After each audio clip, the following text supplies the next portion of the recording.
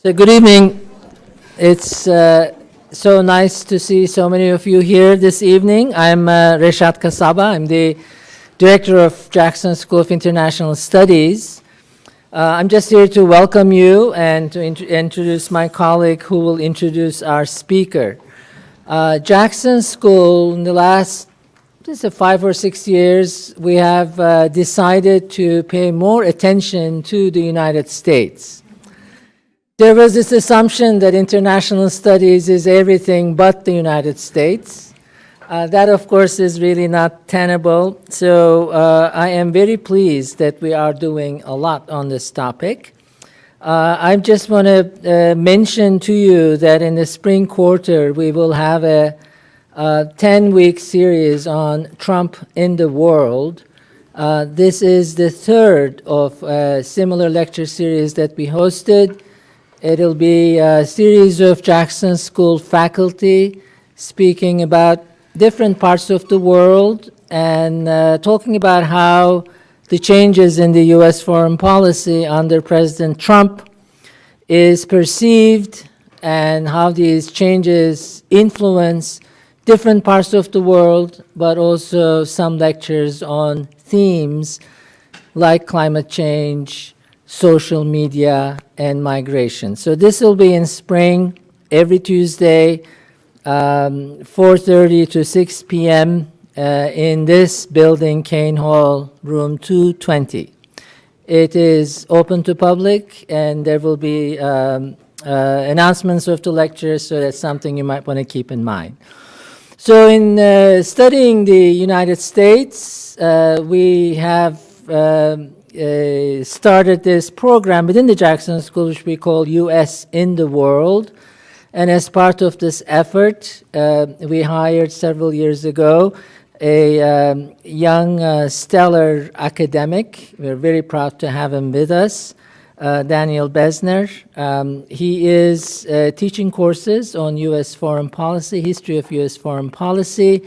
His book, Democracy in Exile, will come out in a month or so, and he has, in the short time that he's been with us in the Jackson School, he has already made a reputation for himself as an excellent teacher and a really distinguished scholar and a very cherished, valued colleague. So Daniel will introduce our distinguished speaker this evening, and I'm looking forward to the lecture and to the discussion. So thank you.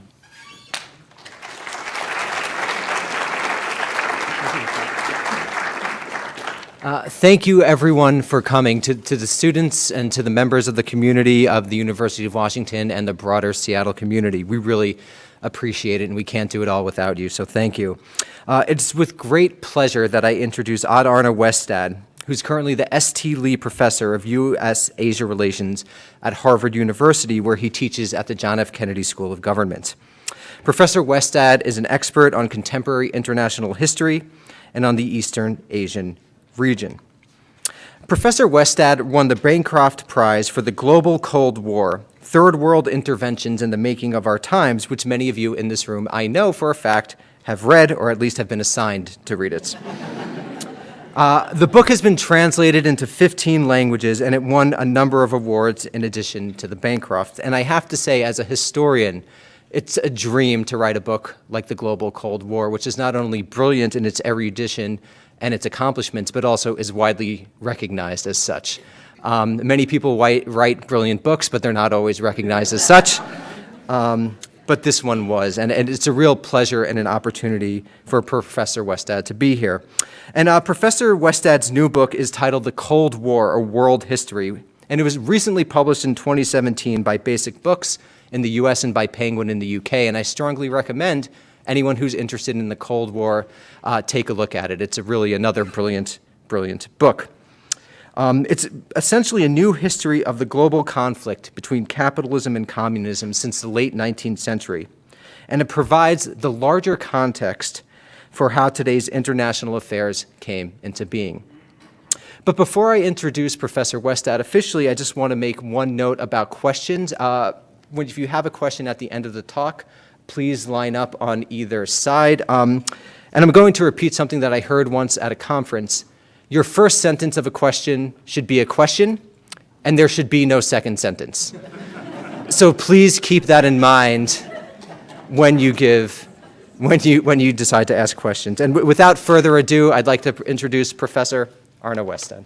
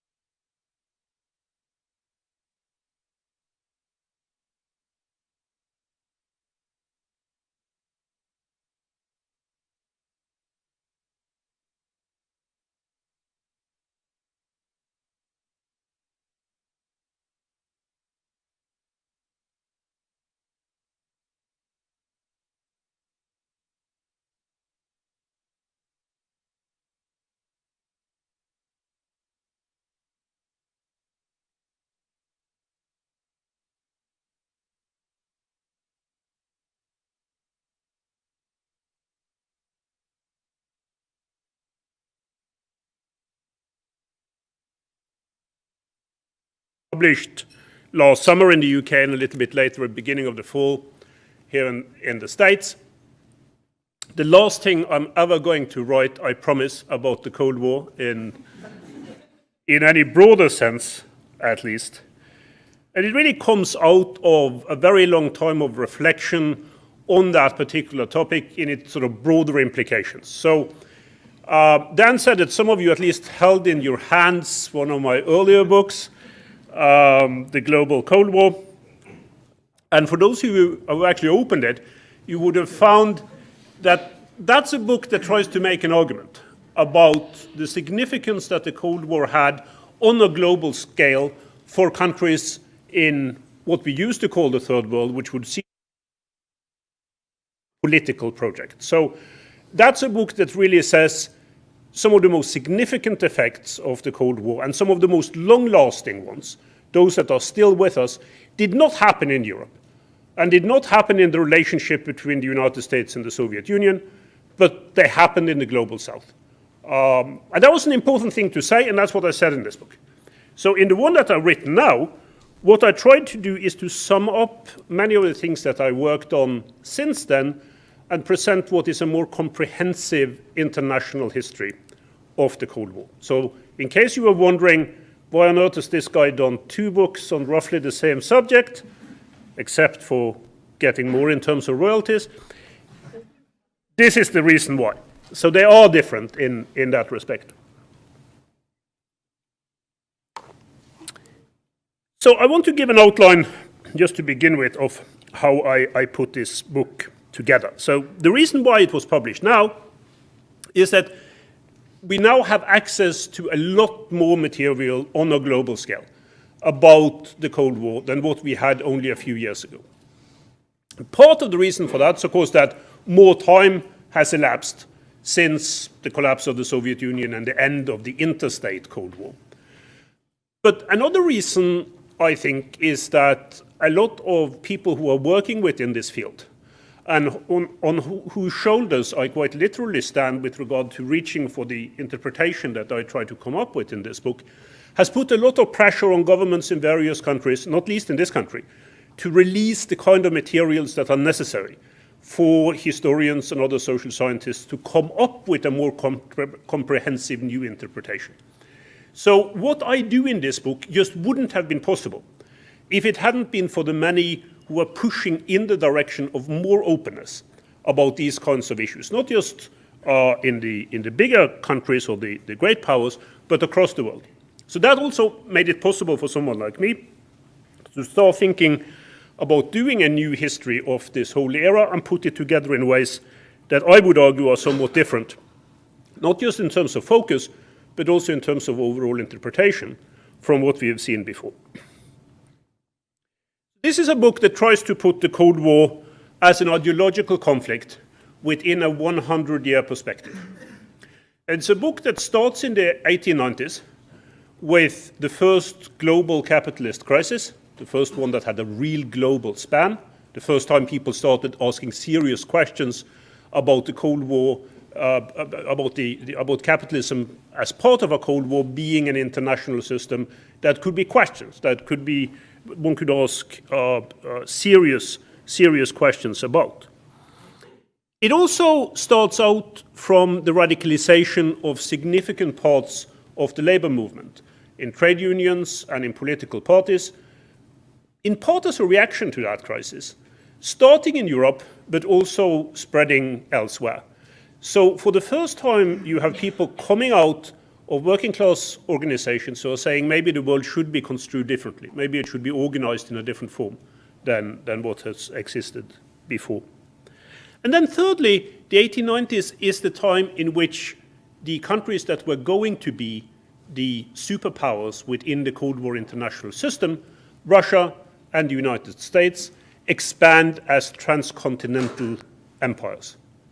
So all of this come together right at the beginning of the 20th century and formulates what is a much more long-term conflict over what the future is going to look like, based on very different principles of human organization, how we are going to set up our societies. And that's the framework in which I want to present the Cold War. That it goes through the whole 20th century up to the collapse of the Soviet Union, which is where the book pauses in order to look forward to the situation that we are having today. So let me stress at the beginning that I'm, of course, perfectly aware that within that 100-year period, a lot of stuff is happening, right? A lot of other things that are different from the Cold War. 2 world wars, a global depression, decolonization, European integration, the rise of China, the effects of climate change, a number of things that are happening throughout this century that are not dependent on the Cold War in its ideological form. So this is not an attempt at subsuming everything else that happens in the span of a century under one neat framework. It's the opposite. It is trying to understand what the Cold War was about and the effects that it had because it was influenced by other things that were happening elsewhere. But it's also an argument for how the Cold War influenced most other things that were happening, and very often for the worse, right? In terms of how these conflicts actually work themselves out. So it is an attempt at situating the Cold War within a century-long development. It's not an attempt at saying the Cold War is more important than the other stuff that's happening. It's an argument for saying we have to understand the ideological Cold War, the conflict between socialism and capitalism, within this broader framework. Because if we don't, we won't understand it at all. We won't be able to grasp it, or it's reduced simply to a framework of 2 great countries, 2 massive states confronting each other. And that's a reduction almost to the absurd of what the Cold War really was about. So, like all historians, I'm dependent on some degree of periodization in order to make sense of this longer time period that I'm looking at. Historians love periodization. I mean, we can't really make do without it. And in this sense, I think it's also important to give you an impression of how I constructed the book for you to get a sense of the significance that I put to different parts of the story in terms of how it developed. So the first time period that I look at in the book goes roughly from the early 1890s and up to 1917, up to the year of the Russian Revolution and the year the United States entered the First World War.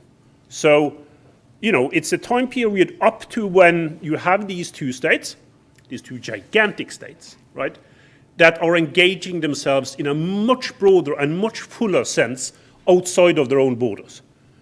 And that's important because if this had just been a story about 2 political projects that were different, and couldn't really work well together, well, that might have been important, but it wouldn't have come to take over the world, for the best part of 100 years.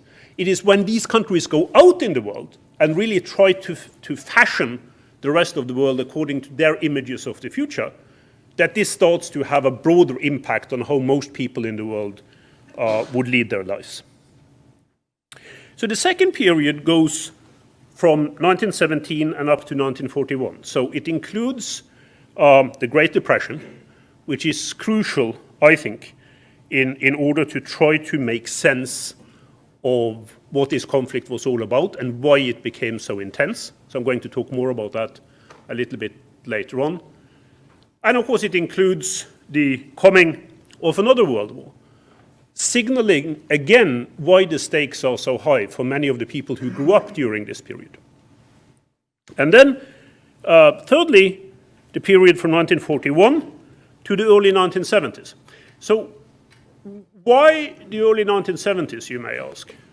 Well, that's mainly, and again I'm going to talk more about this later on, because of the economic transformations that started to take place during the early 1970s with the collapse of the economic and financial system, often referred to as the Bretton Woods system, that had been put in place after World War II.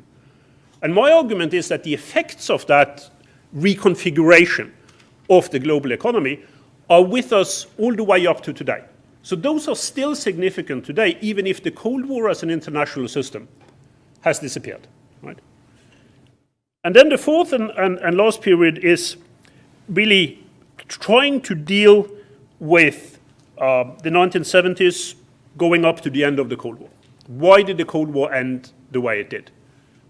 Because most people who were looking at this, writing about this, from that latter stage of the Cold War, in various different ways, they did not all think alike, but many of them were thinking about this as an incredibly solid, durable, long-lasting political and economic system. I don't think any of them would say that this division of the world was going to be with us forever, but they would get pretty close to saying that, right? The idea that the Cold War would suddenly go away as the organizing principle of international affairs, if you ask that question as late as the mid-1980s, at least if you did so in a professional sense, not only wouldn't you get tenure, but you'd probably be sent off to have your head examined, right? So the assumption was that this was going to last for a very long time, and then all of a sudden it ended. Right?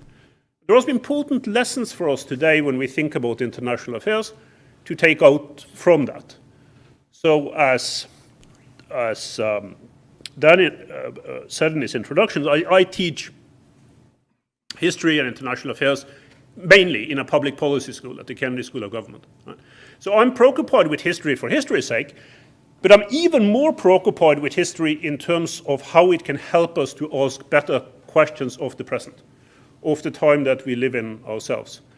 And of course, the knowledge of history, the understanding of history, is most of what we have to go on in making sense of our own time and in thinking about the future. So in that sense, this is really, really important. So in the book, I also try to approach the Cold War, particularly the Cold War as an international system, compared to other international systems. So I tried, at least to begin with, to think about this comparatively. And this is actually quite interesting for those of you who are trying to make sense of this in a sort of broader context, which I guess would be most of us. The bipolarity of the Cold War, that you have two main countries around which the international system is configured, is actually quite uncommon in history. It doesn't happen often. Most international systems are either multipolar, so they have many different countries that are contending for power and influence, a situation that is more similar to where I think we are heading at the moment, or they're unipolar, so they have one big country, usually an empire at the center, that dominates everything else and everyone else. Those are the most common configurations that you have in terms of international affairs. There are some other examples of bipolarity, but they're not many. There are, for instance, the rivalry between Rome, by imperial Rome, and Persia in the first parts of the first millennium.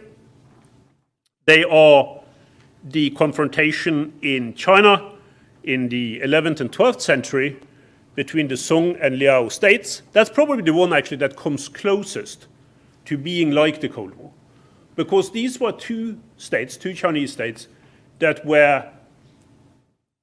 had ideas that had much of the same origin, but interpreted these ideas very differently in terms of how society was supposed to be organized, tried to avoid a direct conflict between the states themselves, but rather fought a lot of wars through proxies.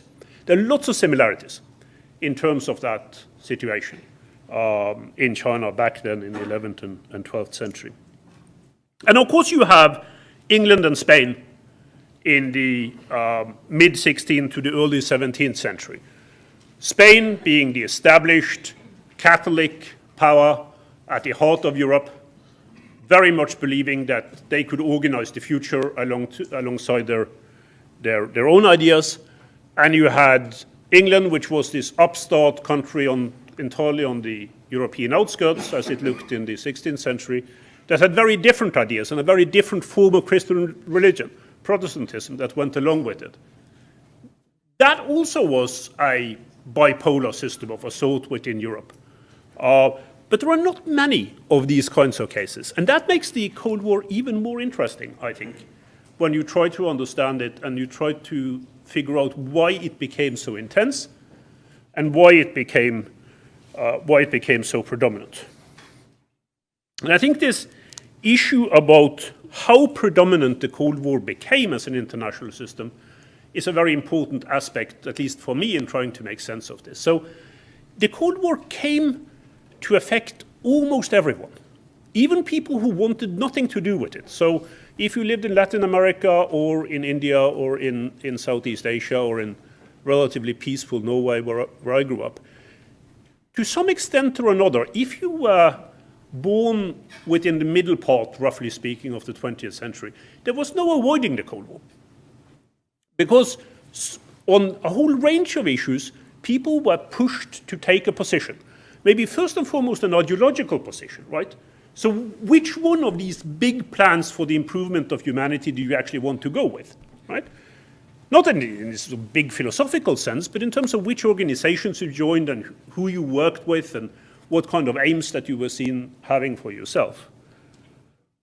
But also this broader sense that there was a direct threat implied if you did not act in the way that your superiors or those who tried to give direction to your lives assumed that you ought to go in, right? So that disciplining aspect of the Cold War was also very important.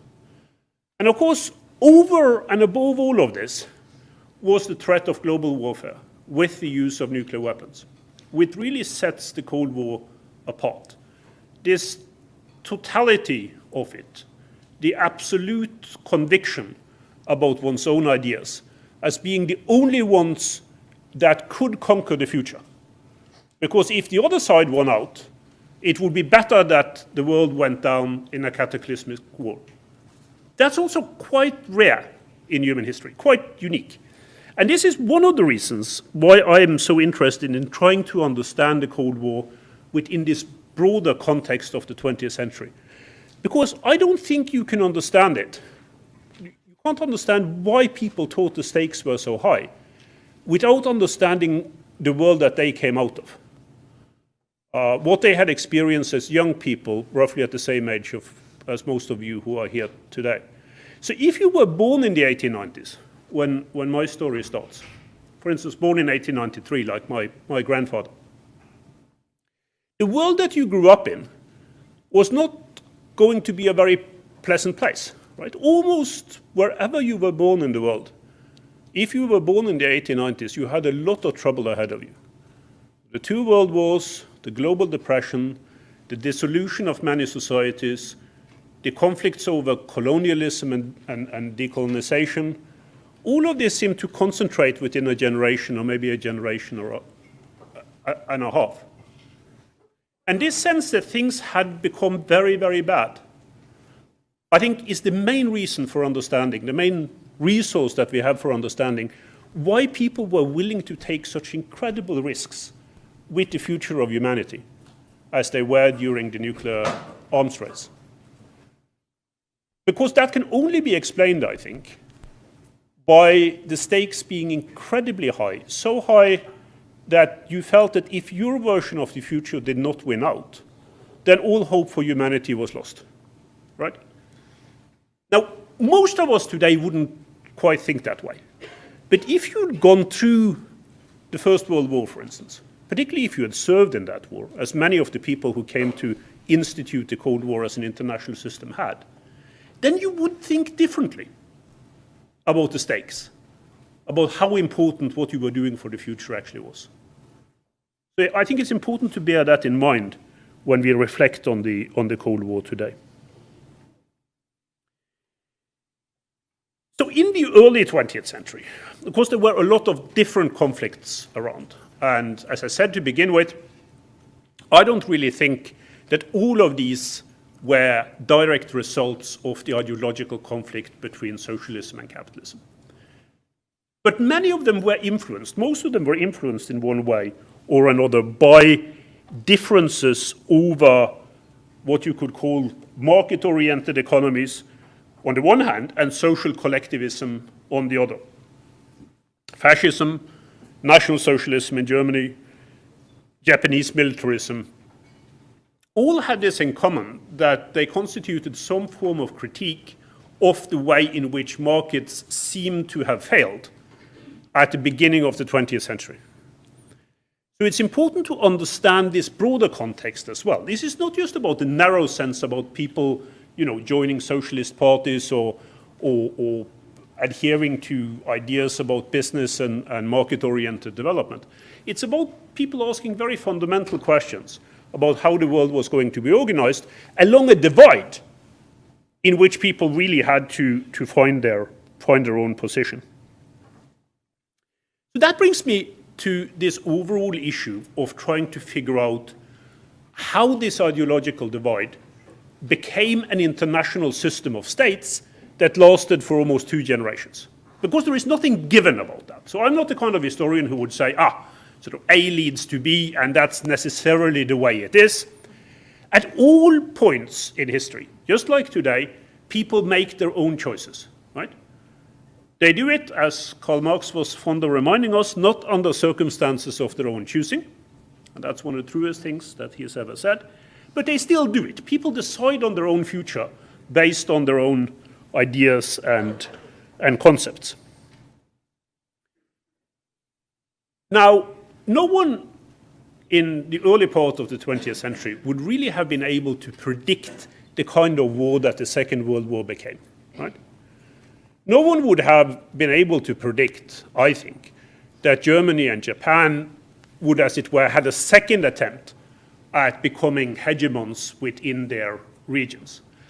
And certainly no one would have expected that within the same year, Japan and Germany would end up in a war against the United States, a war that they themselves had declared. Now, if you look at the whole trajectory of 20th century history, in terms of the increasing significance in almost all things of the United States, that's a pretty stupid thing to do, right? Getting yourself into a direct conflict with the world's growing superpower.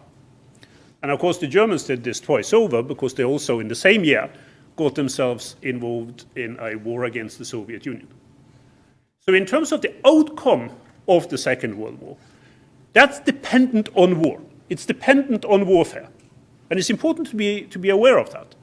So the fact that in 1945 there were only 2 countries left standing as great powers, the United States and the Soviet Union, came out of the way in which the Second World War had been fought. But, this is, I guess, what Marx wanted to remind us of, this is not a necessary outcome, but it's a very likely outcome. It was likely in the sense that these 2 countries, the United States and the Soviet Union, stood for comprehensive sets of values that people adhered to not just within their own countries, but also elsewhere. They were global alternatives, as it were, in a way that Nazi Germany or fascist Italy or militarist Japan never could be, because they were too preoccupied with their own development. They were too inward-looking, right? So that's the one thing. The other aspect, which is the materialist aspect to this, right, is that only the United States and the Soviet Union had access to the kind of resources because of the enormous territory that they controlled that were necessary to fight a modern war of the intensity of the Second World War. All the other powers also had access to material resources, but most of them was overseas or they were newly conquered, and they were therefore very difficult to mobilize, right? So that's not accidental. That's something that is significant and something that comes out of the past. I mean, the fact that Japan, during the Second World War, were able to construct 5 aircraft carriers, while the United States at the beginning of 1945 was capable of producing an aircraft carrier every second week, you know, that's not accidental. That's something that comes out of the massive productive capacity that this country had and which could be transformed into warfare purposes. Now, one of the reasons why I was interested in writing this book now has a lot to do with re-establishing the autonomy in historical terms of the Soviet Union. Because we sometimes tend to forget that today. I mean, there are even people writing in this country who says the Cold War is all about the rise of the United States. Right? From the beginning of the time period that I'm covering and all the way up to the 1990s, the Cold War is really about the relentless rise of the United States. And I agree that that's one part of the story, but it's not the full story.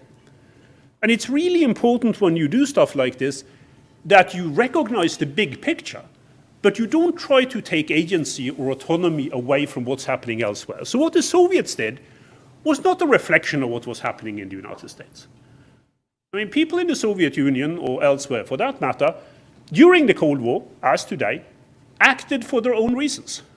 They didn't act because they somehow were connected to what the United States was doing or not doing.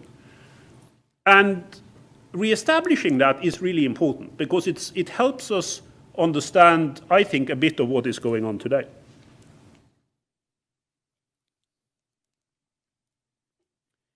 So the fact that the Soviet Union wasn't just a dissatisfied power at the edges of Europe, but rather did become the other superpower, not just through its nuclear potential, but through many things that the Soviets were trying to do, is important.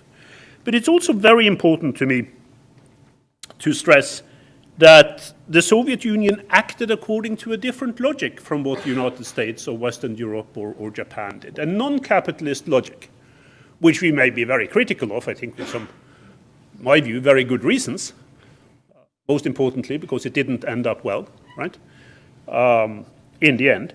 But it was even so for real. I mean, these people believed in abolishing markets entirely. They believed that the best way of organizing the economy was through central state planning, and only through central state planning. They didn't do away with markets because they were forced to do away with markets. They didn't isolate themselves from the capitalist world economy because they were forced to isolate themselves. They did this because they marched to a different drummer. They believed in different kinds of issues than what most people in the United States and Western Europe would believe in at that time. And it's important to recognize that difference and that logic, right? Not all things are equal. Not all issues in world politics are about interests narrowly construed. I mean, that's as true, I think, during the Cold War as it is today. So that was one important reason why I was writing this book. Another reason was that I wanted to build on some of the stuff that Dan mentioned before that I did in some of my earlier work by trying to look at the Cold War as a global conflict and not just a superpower or Europe-centered conflict. So I try to deal in this book seriously with areas, countries, continents that are not often included into the broader understanding of the Cold War. So one of these is Latin America, which I think is one of the most interesting areas for research on the Cold War era that we have today, maybe the most interesting of all. And it also helped me to try to figure out how the Cold War was different in different parts of the world. Let me use Latin America as an example on that. So what you could say about that continent, or about that region, stretching all the way up to Mexico, is that there had been, in social and to some extent political and intellectual terms, a set of domestic Cold Wars that had gone on within different Latin American countries, between the left and the right, that were there before 1940s, before the Cold War became an international system, but which then fed into this global Cold War between the United States and the Soviet Union, right? So this idea that Latin America was simply at the receiving end of the Cold War, something that was introduced from the outside, I think is entirely wrong. I think people within Latin America were agents, were able to handle and develop these kinds of ideas on their own, and took international positions, first and foremost in working with the United States, on the side of many right-wing Latin American nationalists, that came out of their own understanding of power relationships in their own countries. And this is important to me because it helps us to understand how the Cold War could become an international system. It was because so many people in different parts of the world, who in my view ought to have known better, were willing to buy into this ideological divide. They thought there was something in it for them, right? That they could benefit in one way or another by making these kinds of links. That didn't only happen on the right, it happened on the left as well in other parts of the world. But there was a significant buy-in, I guess we would call it today, that it is important to understand. That's not the same thing as saying that the United States did not act through interventions. Think Guatemala in 1954, or the attempts at influencing Brazil in the early 60s and Chile in the coup against the elected Allende government in the early 70s. But it's saying that the United States could not just act at will. It was not just its own agent that intervened in Latin America.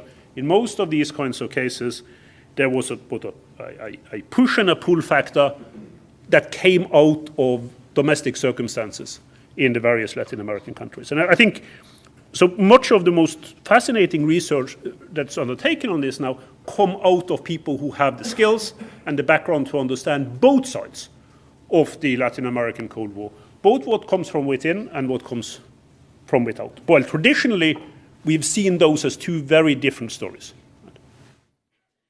Another region that I spent quite a bit of time on, in part because the work hadn't been done before, was India.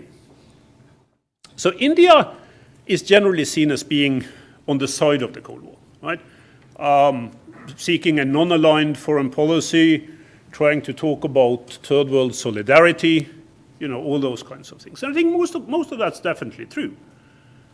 But just like every other part of the world, it was very difficult for independent India to completely set the Cold War as an ideological conflict aside. In part because the people who became the leaders of independent India in the Indian National Congress strongly believed that some of the instruments that had helped develop the Soviet Union, meaning central planning, was very much something that they could benefit from in terms of the development of independent India as well. So I started my research on this, believing that the Cold War in India, or what you could call development ideas in India, ideas about central planning in India, more came out of the colonial experience than out of the Cold War. That it was more, Lasky than Lenin, that it was more the LSE, London School of Economics, where I used to work before, than it was what happened in Moscow, right? That's not true. When you actually start looking at the papers of the Indian Central Planning Commission or other people who introduced planning into India, you will find the Soviet Union as a very direct inspiration and model. In the same way as you did in China, roughly at the same time, in a number of other countries. It wasn't difficult, I think, at that point, and this is a really important lesson for all of us, to think that the Soviet Union, at least in these terms, was the future, right? That centralized planning was perfectly rational, much more rational than a chaotic market system, capitalist system, that had led to a succession of crises. So if you're Indian in the 1950s, it's very understandable why you're asking the question, what kind of progress has capitalism delivered? Certainly for India, right? And that you would be looking for something else, for something new. And that's the connection, I think, at that point to planning coming through the Soviet experiment. So let me conclude talking a little bit about how the Cold War ended and why it ended the way it did. Why this very unlikely scenario of going from a totally predominant international system over onto the demise of that system could happen within less than a decade. So I've said before, and I say in this book as well, that it's very important to think about many ending points for the Cold War. It didn't all end in the same way everywhere. It didn't all end at the same point in time everywhere. The Cold War, just like it had different kinds of origins, had very different endpoints, dependent on where you are in the world and what kind of issues that you are looking at. Some of these have to do with deeper structures, and some of them have to do with policy making, with people making up their mind about moving in a different direction. Some of them are leadership driven. So I spend quite a bit of time in the book talking about the relationship between the United States and the Soviet Union back in the Reagan era. So everyone here will know that the Soviet leaders in the mid-1980s, Mikhail Gorbachev and his people, started coming up with ideas about international cooperation that would take us away from the Cold War. And that's a very important reason why the Cold War ended the way it did. But there were also reasons on the US side, which were at the time, and I lived in the States at the time, quite surprising and sometimes shocking, that you had what was seen as an arch-conservative US president, Ronald Reagan, who was willing to start working with the Soviets even before Mikhail Gorbachev started coming into power. And I think there are many reasons why Reagan did that. And the main reason, at least to me, is his fear and horror at the prospect of nuclear war. Being, I think, an optimist by nature, someone who is dedicated in ideological terms to the furtherance of capitalism and the victory of markets globally, the idea that this natural, almost God-given development could be interrupted by nuclear war was something that Reagan, under all circumstances, wanted to move away from. And that wasn't a product of his working relationship with Gorbachev. I think it came even before that. So sometimes you have these kinds of surprises in history. Now, it wouldn't have happened, I think, without Gorbachev. But when Gorbachev then came into power, he had someone on the American side to actually work with, which would not necessarily have happened under all US presidents. I actually can hardly think of another Cold War US president who would have acted in the same way, collaborative way, as Reagan did during those years. So that's the leadership-driven part of it. But then there are also the economic changes that I talked about earlier on. And these play a very big role in my understanding of why the Cold War ended in the way it did in the 1980s.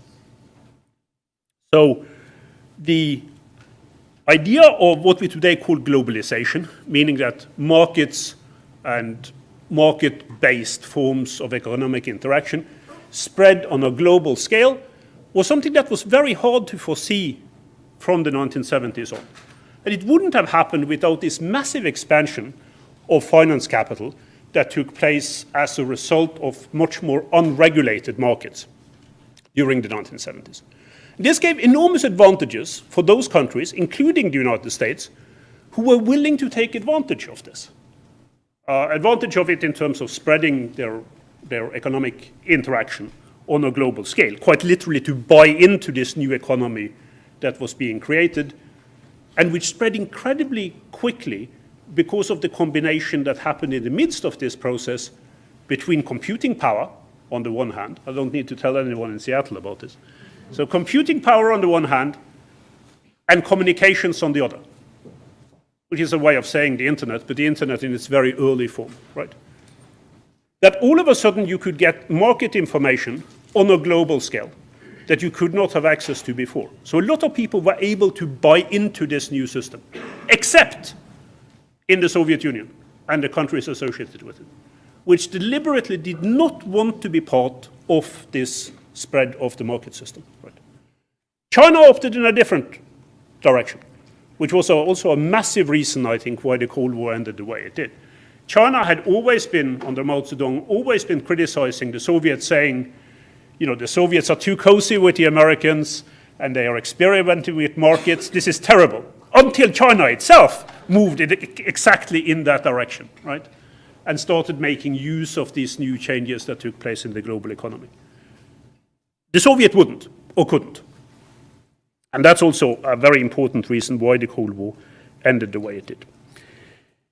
So what is it that remains with us then of the Cold War today? So I say in the book that as an international system, the Cold War came to an end with the collapse of the Soviet Union. So that bipolarity obviously is no longer here. But on the US side, in my view, international affairs, international policies have changed much less. So much, at least up to now, of the US approach to the world didn't change all that much with the end of the Cold War. It was still about the expansion of markets, expansion of capitalism, the expansion of American concepts of liberal democracy. Very little of that changed when the Cold War came to an end. The American alliance systems didn't change very much at the end of the Cold War. NATO is still in existence and has spread towards the east. So not all that much changed on that side. Some of the most significant problems that are with us today, of course, come directly out of the Cold War. Think North Korea, for instance. Probably the most dangerous conflict that we have in the world at the moment, certainly in terms of its possible consequences, is a remnant of the Cold War system. So I think we need to think in very clear forms about the past and the present on this. It doesn't make sense to me to say that relations between the United States and Russia today is a kind of new Cold War. It isn't, because the ideological element, the conflict between socialism and capitalism that really constituted the clash, that has gone away. I mean, the Soviet Union is no longer here. Russia today is an irritant in international affairs. It does a lot to stick it to the United States and other powers for that matter, but it's not based on Russia being a global alternative to the United States.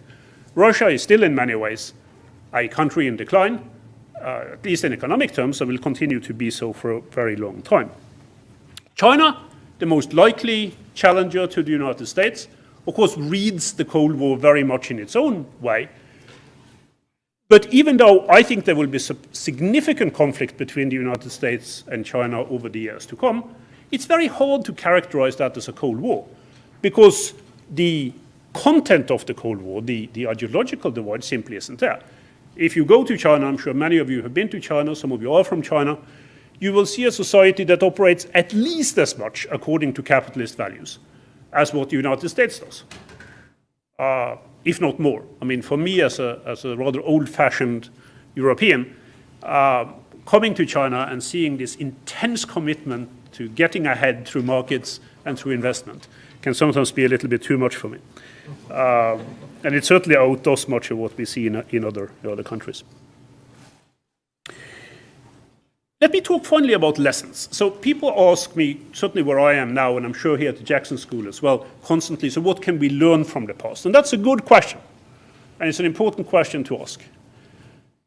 Now, I don't believe that there are single lessons from the past. So if you hear someone here at the Jackson School or elsewhere trying to tell you the Cold War means that we should do this and that and not the other, you should be skeptical, right? Because there are many lessons coming out of any historical period of the past. But there are some broad implications, at least to me, that are there in terms of how the Cold War ended, which should have more of an influence on our thinking today. So the first one is that this idea that the Cold War gave rise to, that only your own system can be good, and that on the other side is necessarily bad or threatening or confrontational, is not the best way of conducting international affairs. Right? You can be convinced that other people are wrong and that they are acting in ways that go against your own interests. That's fine. That's based on your reading of the situation.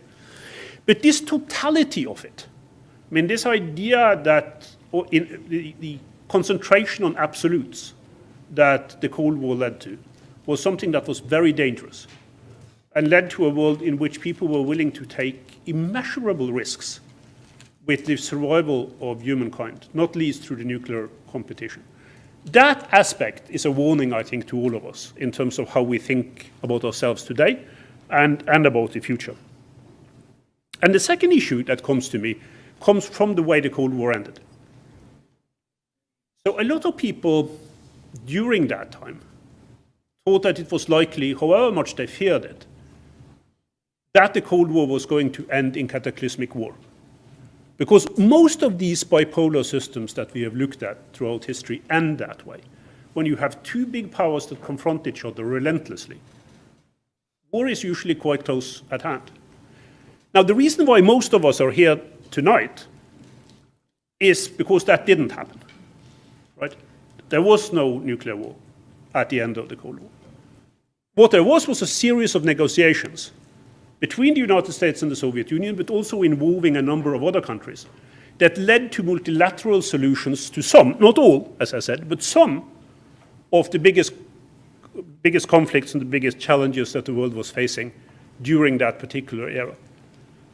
So don't let anyone tell you that the end of the Cold War was all about US power and the ability to bring the Soviet Union through its knees through military expenditure and relentless pressure on a global scale. There was one part of the Cold War, but it was not how it ended. The Cold War did not end through pressure, it ended through negotiations. And that's the way most international conflicts end, right? Sooner or later. And let us hope that in most cases in the future, it will be sooner rather than later. That's, to me, one of the biggest lessons that come out of the Cold War. So I'll end on that. Looking forward to your questions. Really, really good to be here tonight. Thank you.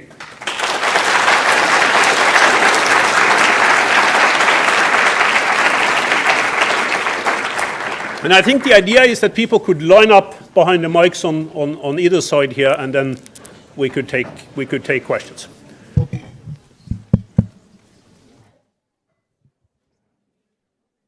Yes, sir, please.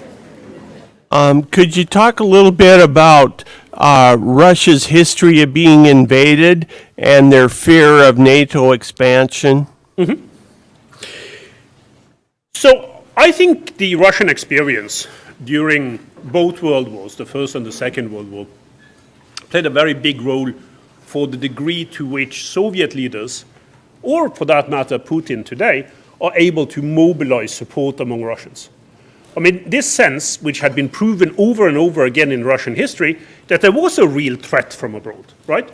That's something that made it easier to get people probably to oppose, but not to confront too directly, an economic and political system that really didn't work very well, or a political system under Stalin that was incredibly brutal and led to a series of horrendous crimes against its own population. The reason why they were able to get away with this for a long time, or one reason, was this sense that there was a very strong external threat that had proven itself again and again. One of the reasons, again, why the Cold War could only end through negotiations, right? Because this pressure wouldn't have worked because of this experience. Now, for today, some people are saying the same thing. And I do think it is important, in order to understand Putin and how he and his leadership group is thinking, to think about Soviet-Russian history throughout the 20th century, and maybe particularly what happened just after the Cold War ended, right? And I think this is something well worth thinking about. We could discuss it further tonight. In terms of the end point to the Cold War for the Soviet and then Russian state, was not something that many Russians saw as benefiting them directly. Right? The 1990s, just after the Cold War ended, is seen as a lost decade in Russia of chaos and confusion, of introduction of a capitalist system that most people didn't seem to benefit from. Some people got incredibly rich through it, right? Those who were able to take control of resources and present them as their own private property in a country that had no private property from earlier on. But those tended to be the well-educated, influential, powerful people.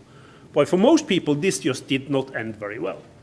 That sense of being pushed aside, of being déclassé, of not having had any benefit from having ended the Cold War, I think is a major reason why Putin came to power in Russia to begin with, and why he is able to lie to his people the way he is today about what Russia's real interests are with regard to its neighbors and with regard to the international society. So one has to think, as I said in the talk, how people learn, how people draw their own conclusions from their own private experience, personal, in terms of family, in terms of what's most important to them. And Russia's encounter with capitalism and democracy in the 1990s was not a happy one, right? And that's part of the reason why we ended up where we are today. I'm not saying this is an attempt at excusing Putin's chauvinist and expansionist policies, but the reason why so many Russians, against better knowledge, are willing to go along with this. Yeah, please. What are your thoughts on, in some recent polling, all right, 30% of millennials responding as having a favorable view of Joseph Stalin? Yeah. I mean, what is the rational response to In that? Russia, you mean? Or globally? I think it's globally, actually. Goodness. Even worse than what I thought. Now, I must start by saying that I find it very difficult for anyone who studied the history of the Cold War, the history of the Soviet Union, to have much of a favorable view of Joseph Stalin. Not just because he was immensely brutal and committed a whole series of crimes against his own population. That's one thing. But also, in many ways, because much of what he tried to do failed, right? I mean, of course, ultimately the Soviet state itself failed. It's hard to put that directly at Stalin's door. I think in a structural sense you can probably do so. But most importantly, he failed because he was a significant part, his own thinking, was a significant part of bringing on the kind of militarized Cold War confrontation that the Soviet Union was not able to benefit from. That in many ways he played into the hands of what was by far the stronger superpower, the United States. Now, when I try to sell this argument in Russia, I don't get very far with it, right? Because what they see in Stalin, some Russians see in Stalin, even more Russians see in later Soviet leaders, such as Leonid Brezhnev, was exactly what they haven't had since. Stability, predictability, gradual progress. You might not be rich, but if you worked hard and if you saved, you'd have a decent living, right? While today is completely unpredictable. Now, what I worry about is that this attraction to dictators, past and present, is something that will play an even wider role in the world today, not just in Russia, where it happens for historical reasons that I think we can explain, but on a global scale overall. And that does worry me. Why does this happen? I have as little of an explanation as you do. I think one key reason is that the world has become much more complex, much more complicated, much more difficult to foresee in terms of what the future will bring. People on a global scale, as well as in Russia, want some degree of uncertainty and direction and things that they feel that they can stand for, not least in a national sense, right? I think that's coming back, but it's very often coming back in a form that makes one forget what kind of disasters that come out of some of these values through the 20th century. But maybe that's the point. You're mentioning millennials. So in terms of one's own historical experience that I've spoken so much about, maybe that's what's lacking in this particular historical experience for that generation. And that's the reason why people in the past who are seen as strong leaders are scoring so highly today, in spite of the other disasters that they led to.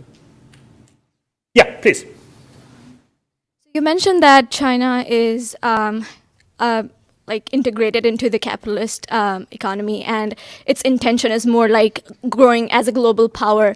But given its diametric views with regards to human rights and more values or ideologies that the Western world the Western world encourages, how much? So given these diametric views, how much are we underestimating China's intentions to be like Russia against the US? But that's a really good question. So I mean, and this is something I've thought quite a bit about as well. So if we look a bit too much at the past, right, we sometimes reduce in terms of interpretation the kinds of things we are looking at a little bit too mechanically. So for instance, when I was saying that conflict between China and the United States most likely, but not the Cold War, is that a way for me to sort of reduce the Cold War just to be one set of conflicts? Now, I don't think I'm doing that, because I think it's important to be able to distinguish between different kinds of conflict, right? And I think that's exactly where we are with China today. I don't think it's very likely that the current leadership in China will try to roll back the markets, roll back capitalism in China, because I don't think they would be able to do it. I think the Chinese people today has benefited so much from that economic development that would be really difficult to do. Right? Even in a country that generally admires strong power, I think that would be difficult to do. But that's not the same thing as believing in different kinds of ways of organizing the state. And I think that is a significant difference between the United States and China. I don't think it is about national interest at all. I mean, at the moment in this country, we have a president who proudly says America first, which is very similar to what Xi Jinping would say about China. Right? He phrases it now in more multipolar, broader sense, but that's because it's in China's interest to do so. Right? So it's America in many ways that have changed more on this than what China has. I think China is, at the moment, under its current leadership, trying to become the center, the dominant power within its own region. I think gradually it will try to become predominant, probably further than that, outside of the Eastern Asian region, but that will take a great deal of time, mainly because of lacking capabilities still on the Chinese side for doing so. But I don't think, unless we in this country and in Western Europe and Japan or South Korea do something really stupid, I don't think that the idea of exporting the Chinese political model is something that is going to be at the center. Simply because, in spite of their immense pride in China's progress, I don't think there are all that many Chinese people today who in their heart of hearts believe that China has an overabundance of good governance, over other countries. There are significant problems with the Chinese one-party dictatorship that a lot of people in China are unhappy about. Now, if we really mess up on this side and give democracy an even worse name than what it has at present, it's possible that more people will say, well, dictatorship isn't that bad after all. But luckily, we're not quite there yet. Yeah. One of the central claims you make in your last chapter, which is about the world the Cold War left behind, is that the US squandered its Cold War victory through post-Cold War triumphalism. In the spirit of also looking at the United States and international relations, could you a little bit elaborate on that? So I think in the 1990s, there were enormous opportunities, first and foremost from the United States, but also by Europeans, to try to remake significant parts of the international system. So there would have been a strong willingness, I think, not only in Russia, but also to some extent in China, in taking the lead of the United States and Europe in trying to set up a more collaborative form of international security. And probably also to reform international organizations, the financial organizations, or even the UN itself, to become more representative and broader. And the United States and Western Europe did not use that opportunity. I think this happened for two reasons. I mean, one was the sense that the Cold War was over, the United States was dominant, and it could more or less do whatever it wanted to do. It didn't need to compromise with others. And this was as true, I think, for the Clinton era as it was for the George W. Bush era later on. It just had different form. For the Clinton administration, it was about the global victory of markets and integrative forms of capitalism. For the Bush administration, post 9/11, it was, for some understandable reasons, about what the United States could do unilaterally in the world to protect itself and to defeat its enemies. But both of those were lost opportunities, in my view, in terms of making a world that was not just based on American power and American influence, but much more broad-based in a collaborative form. Would that have worked? We don't know. We will never know. Was it worth the effort? Most definitely. And we didn't go far enough. And since I'm speaking here in a setting of a program looking at the United States in the world, let me stress that I blame Europeans as much as Americans for this. This is not just about the United States. It's also about Western Europe, Central Europe, deciding that Europe's border really ended where Russia begins, which I think is, in historical terms and cultural terms, nonsense. Right? So this idea that Russia would forever be outside any form of European integration, I think was, security-wise or economic, I think was a bad mistake. Russia couldn't have been integrated into NATO or into the European Union in the 1990s, but saying that it would never happen, is exactly the wrong signal to send to a people that felt that they had been hard on by, that they had been defeated in the Cold War. It should have been the opposite. Yeah. How do you think the experiences and history of the global Cold War between the USSR and US informs the emerging Iranian-Saudi rivalry? That's another good question. So I think, if you look at the Middle East as a whole, which has to be the starting point for understanding any the relationship between Saudi Arabia and Iran, the Cold War as a global system, in a way, froze conflicts in the Middle East, made it more difficult for them to end, but also made it more difficult for one side to have a victory against others. That's true even sort of up to and including the Iranian Revolution, the Shia Islamist revolution in Iran. Now, I think, for the Middle East, as in many other parts of the world, we are moving out of that shadow of the Cold War, and things have become much more fluid again. So it's been really interesting and quite shocking to look at how both Saudi Arabia and Iran have been wielding power within the region, particularly over the last couple of years, the conflict in Yemen, the conflict in Syria, the relationship that both of them, with very different markings, have to Israel. All of this has sort of come unstuck. And I'm really worried about what the future is going to bring for that region, without there being some sense of a more broad-based disciplining system that keeps the pieces in place. So notice what I'm saying here. This is not sort of Cold War nostalgia. On the contrary, it's a way of going back to the last question, saying, if we had used the opportunities that were there at the end of the Cold War, of integrating other countries into a more multipolar, multifaceted international security system, we probably couldn't have avoided rivalry between Saudi Arabia and Iran, which are there for a whole host of reasons, but we would have been much better placed to contain it. Now there is no such containing mechanism that exists whatsoever. So I'm really fearful about what this will bring in the longer run. Few more questions. Yeah, please. Thank you. Since you were raised in a Scandinavian socialism, or whatever we might call it here, it's always struck me that why hasn't it spread? We have a bunch of countries that are happy as lambs and clams.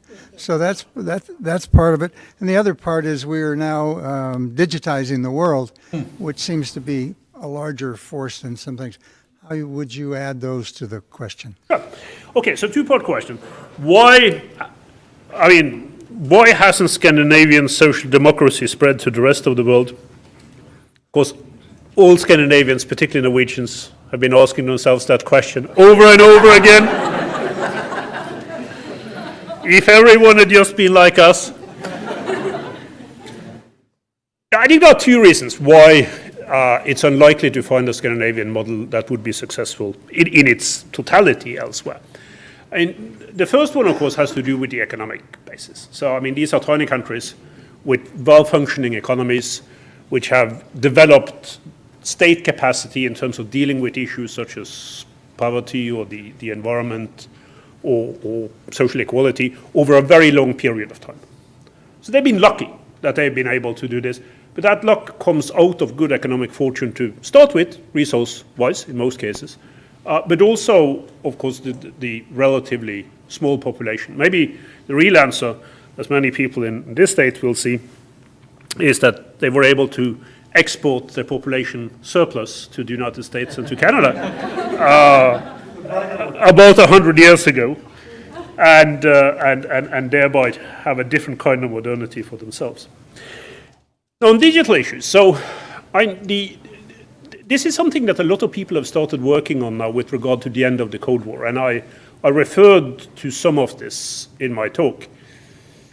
But we haven't still quite figured it out. So if any of you want to write a good term paper or dissertation, on these issues, that's one that you could start looking at. What were the effects of the spread of new communication networks, let's put it that way in a broad sense, on the way the Cold War ended and the kind of world that we have today?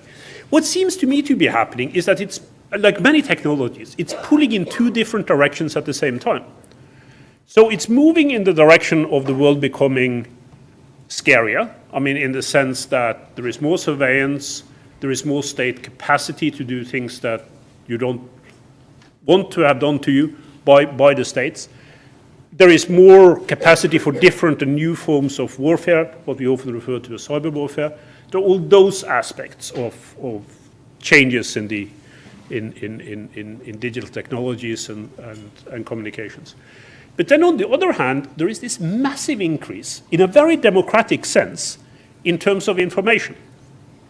So some people would say, well, it isn't really democratic because it only affects the white middle-class world, or with some offshoots in Asia. I don't think that's true. So my daughter at the moment is working in a small village in western Uganda, very close to the Congolese border. And people in that area have access through the internet to information they couldn't have dreamt to have access to only a few years ago. Now, what they do with that information, of course, is entirely up to them, and they would take it in directions that we cannot foresee. But it opens up an ability to interact with the rest of the world that I would see, broadly speaking, as positive, right? To do things that they otherwise could not have done. So that's the other side to digital developments. We talk about digital divides, and I think that's very, very important, but there are also digital opportunities that one should try to make use of. And again, very much of that would not have happened, at least not in the way it's happened now, under Cold War circumstances. So that's one of the benefits, broadly speaking, of the end of the Cold War. So these will be the final two questions. Great, shoot. I know you didn't speak much of it in your book, but in regards to Yugoslavia and the Soviet Union and the tensions that kind of build up to when they split apart, can you speak of kind of the threats that were kind of possible that could have gone wrong in the buildup of tension to Yugoslavia, to Soviet Union, and to communism as a whole? And also... Let's leave it at that for now. Yeah. I'll do Yugoslavia. So, okay. Now, Yugoslavia, I mean, the Balkans in general is one of the most interesting aspects of the Cold War, certainly in Europe, because you had dividing lines that didn't always follow what we traditionally think of as sort of socialist, capitalist, east-west kind of divide. So some of this happened by accident. I mean, Yugoslavia would have been a very different place during the Cold War if its leader, Tito, had not ended up in an acute conflict with the Soviets and with Stalin, right? which was as much caused by Stalin, by the way, as it was caused by Tito. The Yugoslavs didn't break away from the Soviet Union. They were thrown out. So that created a very different form of interactions with enormous consequences, in part because Yugoslavia was the only European country that oriented itself towards the global south, towards the third world, with very significant consequences. Again, an area that is completely understudied by people who look at this. Yugoslavia was the main supplier, the main weapons deliverer for many liberation movements in the third world that came to constitute states of great significance, well before the Soviet Union got involved. So some of that is actually really important. They were really important in setting up the non-aligned movement, which was founded in Belgrade in 1961, with a much wider reach than what you should expect a relatively small country to have. Now, the other side to that is, of course, the way the Cold War ended in Yugoslavia. So you could say, now I don't think this is all that difficult to understand. So pressure from the outside had kept Yugoslavia together. When that starts to wane, the constituent parts of the Federal Republic of Yugoslavia were pulled in different directions. And again, I think there were enormous policy mistakes, not least on the side of Western Europe, that were made during those years. Now, I'm not blaming other Europeans for the civil wars in Yugoslavia. I mean, those came out of decisions, terrible decisions made in different countries, what is today different countries within Yugoslavia itself. But I do blame Western Europe for not having enough attention being paid to that region in order to try to prevent some of the worst excesses in the early phase of the breakup of Yugoslavia. Western Europe was far too centered on its own problems and its own issues in terms of the development towards the East, the EU expansion into Eastern Europe, and security problems that had to do with the end of communism there. So there's blame in both directions. Final one, yes. Hello, good to see you again. Hi.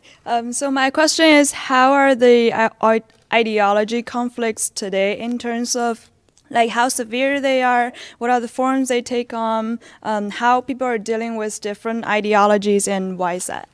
That's a nice, brief, straightforward question at the end. No, but it is a good question because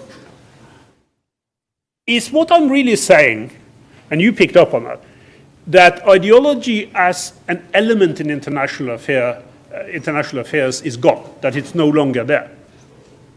And there are people who are working on international relations, particularly political scientists, who are saying that. So that what we are looking at today is entirely different in its constitution, in its build-up, from what was the case during the Cold War. That now it's all about interest, national interest or collective interest. It's about culture, identification. It's about religion. Think the Saudi-Iranian conflicts, right? It's about a new form of identitarianism, that who you are in terms of your background is more important than the broader forms of thinking about how society should be organized. And you see some elements of that. You see significant elements of that in this country as well, as I think everyone will be aware. But I think one has to be careful with saying that that's the same thing as believing that people's ideas, concepts about better ways of organizing human society have entirely gone away. I have this sense, and this goes back to the point about millennials, that unless there is a dramatic change in terms of the more international, global ways in which the world is run at present, a strong suspicion that among many millennials, some of this belief in better ways of organizing society in a political ideological form may actually come back. They won't come back exactly in the same way as they have in the past. I don't think that's going to happen. I mean, this idea of an absolute capitalism or absolute socialism, that I think is gone, right? But I do think that some of the elements that battle was about are very likely to reappear, but in slightly different forms. I mean, just think about the challenges that we are facing, whatever your political point of view is, with regard to social inequality. So I mean, to me, it's quite clear that that's a problem that was also here during the Cold War that has not gone away. In many ways, as the world has expanded, information has expanded, it's become easier to see and therefore more significant in terms of how people see it as a political problem. And it's very hard to find solutions to those kinds of issues by simply stressing state interest in a sort of broad sense. I mean, think about China in this context. So, you know, the Xi Jinping's point about China has risen. China has now become a powerful and respected country in the world. And that would be well and good, I think, for most Chinese, but it doesn't help poor people, for instance, in Western China, you know, who feel that they haven't really benefited very much from this, and they would be right in saying so, right? So these kinds of issues, I think, will come back in different forms in the future. Probably that is a good thing. That's something that, you know, we both have to learn to live with, but could also come up with some real solutions to some of the issues that we are facing at the moment. So on that optimistic note, again, thank you very much.